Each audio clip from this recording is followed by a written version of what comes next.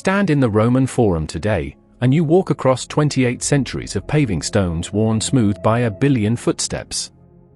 Tourists photograph ruins that once held the pulse of an empire governing 60 million people. But rewind 2,700 years, and you would have found shepherds' huts clinging to 7 muddy hills above the Tiber River, wolves drinking from streams where marble temples would rise. Mud. Iron. Blood. Empire. Using cutting-edge AI reconstruction, we are about to walk you through every century of Rome's story, from Bronze Age hilltop villages to the capital of the Western world you can visit today. The traditional founding date is 753 BC, when Romulus supposedly plowed the sacred boundary of Rome on the Palatine Hill. Archaeological evidence tells a more gradual story.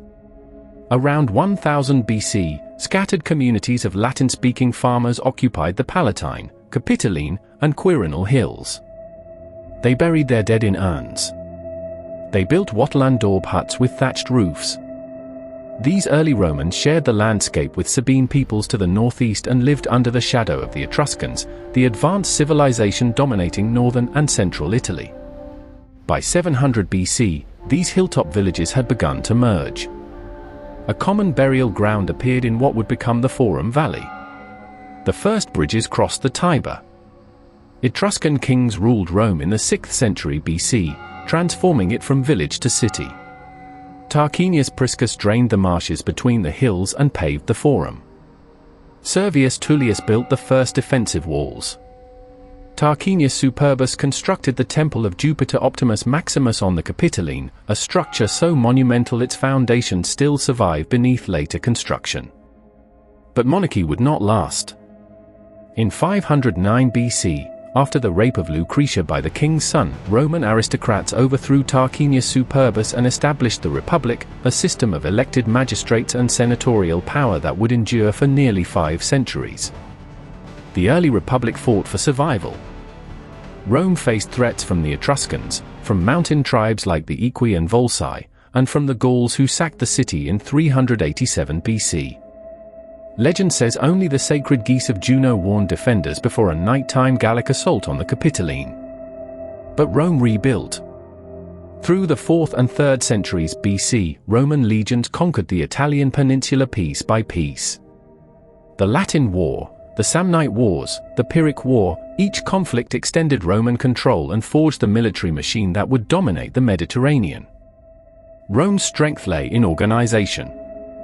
2 consuls shared executive power, elected annually. The Senate advised on policy. Assemblies passed laws.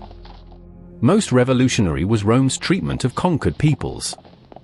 Instead of enslaving defeated enemies, Rome offered gradual paths to citizenship. Italian allies provided troops but kept local autonomy. This policy transformed conquest into integration. By 272 BC, Rome controlled the peninsula. Then came Carthage. The Punic Wars consumed the 3rd century BC. Hannibal Barca crossed the Alps with war elephants in 218 BC and ravaged Italy for 15 years, winning battles at Trebia, Trasimene, and Cannae, where he annihilated 8 legions in a single afternoon. But Rome refused surrender. Fabius Maximus pioneered guerrilla tactics. Scipio Africanus invaded North Africa and defeated Hannibal at Zama in 202 BC. Carthage fell. 50 years later, in 146 BC, after a third war, Roman soldiers razed Carthage completely and sowed its fields with salt. The same year, Rome destroyed Corinth. Mediterranean mastery was complete. Tribute gold poured into Rome. Slaves worked vast estates. Greek culture flooded the city. The Republic's foundations began to crack. The 1st century BC brought civil war. The Republic devoured itself. Marius fought Sulla. Pompey fought Caesar. Caesar crossed the Rubicon in 49 BC, seized power, and was assassinated in 44 BC on the Ides of March, stabbed 23 times at the foot of Pompey's statue. His heir Octavian defeated Mark Antony and Cleopatra at Actium in 31 BC and became Augustus, the first emperor, in 27 BC. The Republic died. The empire began. Augustus found Rome a city of brick and left it a city of marble. He built the Forum of Augustus, the Theatre of Marcellus, the Ara Pacis altar celebrating peace. The Pantheon rose under Agrippa. Aqueducts carried fresh water from mountain springs. The population surged past 1 million. Rome became the largest city on Earth. The first 2 centuries of imperial rule were Rome's zenith. Trajan extended the empire to its maximum extent, conquering Dacia and reaching the Persian Gulf. Trajan's column, completed in 113 AD, spirals with carved reliefs showing the Dacian campaigns in minute detail, shields, armor, siege weapons, thousands of figures climbing 30 meters skyward. Hadrian fortified frontiers, building his wall across Britain from sea to sea. The Colosseum, begun by Vespasian in 72 AD and completed by Titus in 80 AD, could seat 50,000 spectators for gladiatorial games. Beneath its arena floor lay a hypogeum, an underground network of tunnels, animal cages, and lifting mechanisms that raised fighters and beasts through trapdoors into sudden daylight and slaughter. The Circus Maximus held chariot races before crowds of 150,000. Public baths became social centers. Diocletian's baths complex covered 32 acres and could accommodate 3,000 bathers simultaneously. Emperors subsidized grain imports from Egypt and North Africa to feed the urban masses. Bread and circuses kept the population content. Roman law evolved into sophisticated legal codes. Latin united the empire. Roads connected every province to the golden milestone in the Forum. All roads led to Rome, quite literally. The 3rd century brought catastrophe. Between 235 and 284 AD, 50 emperors claimed the throne. Most died violently. Legions on distant frontiers proclaimed their generals emperor, marched on Rome, and clashed with rival armies. The empire fractured. Plague swept the city multiple times. Germanic tribes crossed the Rhine and Danube. Persian armies invaded the east. In 260 AD, Emperor Valerian was captured by Persian King Shapur I and allegedly used as a footstool before being killed and stuffed as a trophy.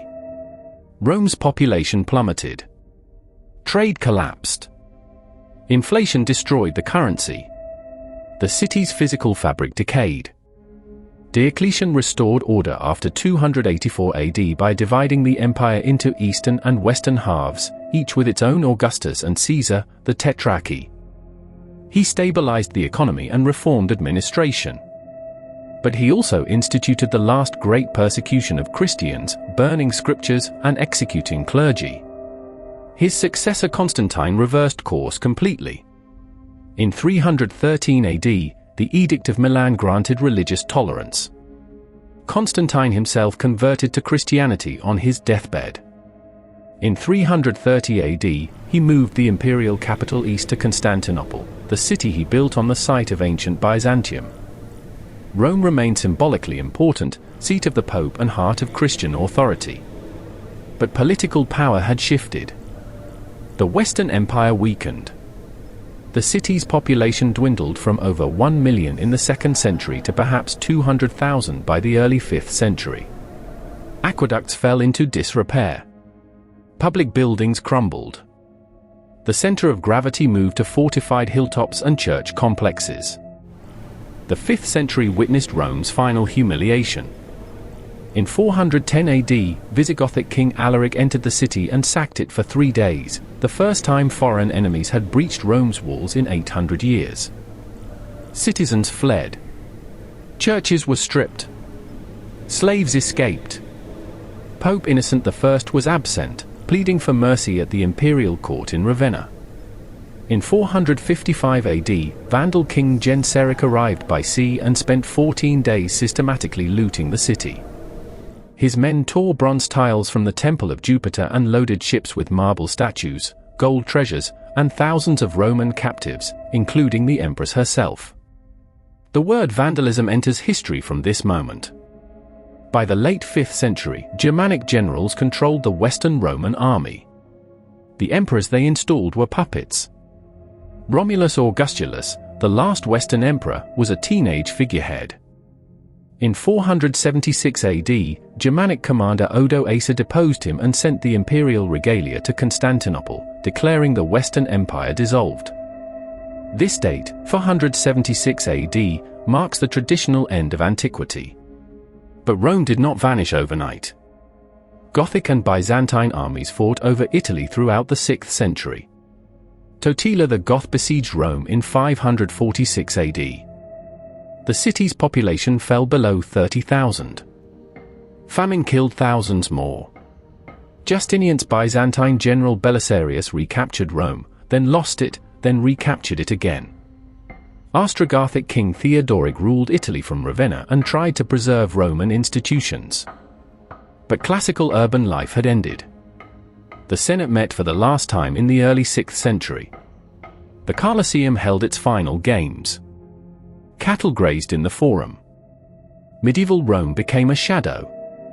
The population may have dropped as low as 20,000 by the 9th century. Malarial marshes reclaimed the Campus Martius. Goats wandered through ruined temples.